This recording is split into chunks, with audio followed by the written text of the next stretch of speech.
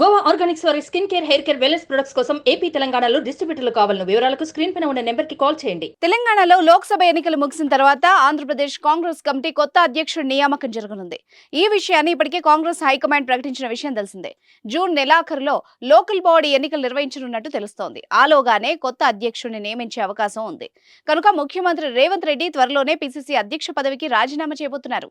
దీంతో ఆశావహులు చాలా మంది దీనికోసం ప్రయత్నాలు చేస్తున్నారు.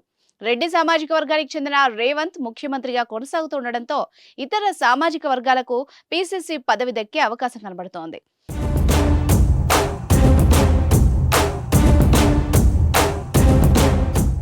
అయితే కోమటిరెడ్డి రాజగోపాల్ రెడ్డి మంత్రి పదవి కావాలని పట్టుబడుతున్నారు.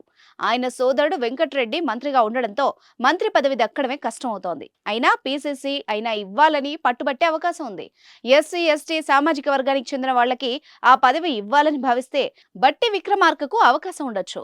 ముఖ్యమంత్రి పదవి కోసం పోటీ పడ్డ బట్టి అదనంగా పీసీసీ బాధ్యతలు ఇవ్వాలని కోరుతున్నట్టు ఆయన సన్నిహితులు చెబుతున్నారు.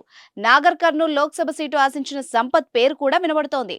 బీసీ సామాజిక వర్గం నుంచి మధుయాష్కి గౌడ్, మహేష్ కుమార్ గౌడ్, అంజన్ కుమార్ యాదవ్ మధ్య పోటీ ఉండే అవకాశం ఉంది. మహేష్, అంజన్ కు రేవంత్ మద్దతు ఉంటుంది. రేవంత్ ఎవరి పేరు ప్రతిపాదిస్తే వాళ్లకే పీసీసీ పీఠం దక్కే అవకాశం కనబడుతోంది. మైనారిటీల నుంచి ఇవ్వాలనుకుంటే షబ్బీర్ అలీ పేరు మొదటి వరుసలో ఉంటుంది. ఎస్టీ వర్గానికి సంబంధించి ఇవ్వాలనుకుంటే మంత్రి సీతక్కకు అవకాశం ఉంది. చూద్దాం మరి పీసీసీ అధ్యక్ష పదవి ఎవరిని వరిస్తుందో.